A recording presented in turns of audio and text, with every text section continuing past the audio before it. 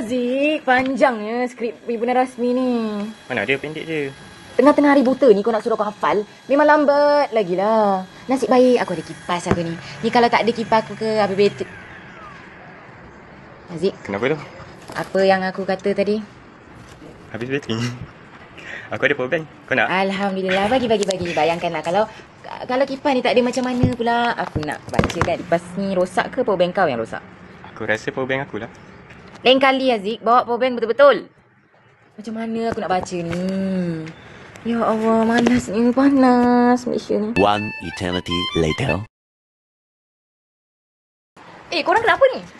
Kipas Aiman habis bateri. Tahu dah. Habis bateri pula. Korang tahu tak? Kita boleh buat... bukan habis bateri. Power bank si mangkuk ni habis. Rosak. Tak. Okey. Sebenarnya kita boleh buat bateri menggunakan kaedah biogesif, iaitu biobateri. Sebenarnya... Apa itu biobateri? Biobateri ialah sejenis bateri yang menghasilkan tenaga elektrik daripada bahan semula jadi seperti buah-buahan, air garam, tumbuhan dan bahan organik lain. Bagaimana ia berfungsi? Setiap biobateri perlukan dua logam berbeza. Contohnya, kuprum dan zinc. Apabila dimasukkan dalam bahan semula jadi, berlaku tindak balas kimia iaitu elektron bergerak menghasilkan arus elektrik. Jadi, apa kelebihan biobateri ni? Pertama, ia menggunakan sumber tenaga mesra alam yang sesuai untuk eksperimen pelajar.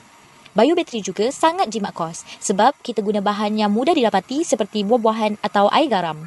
Tak perlu beli bateri mahal-mahal. Dan yang menarik, ia mudah dibuat dan bantu kita faham konsep elektrokimia dengan lebih jelas. Bahan-bahan yang diperlukan untuk DIY biobateri, pertama, kita memerlukan 1 biji kentang atau 1 biji lemon, 1 shilling kuprum atau dawai kuprum.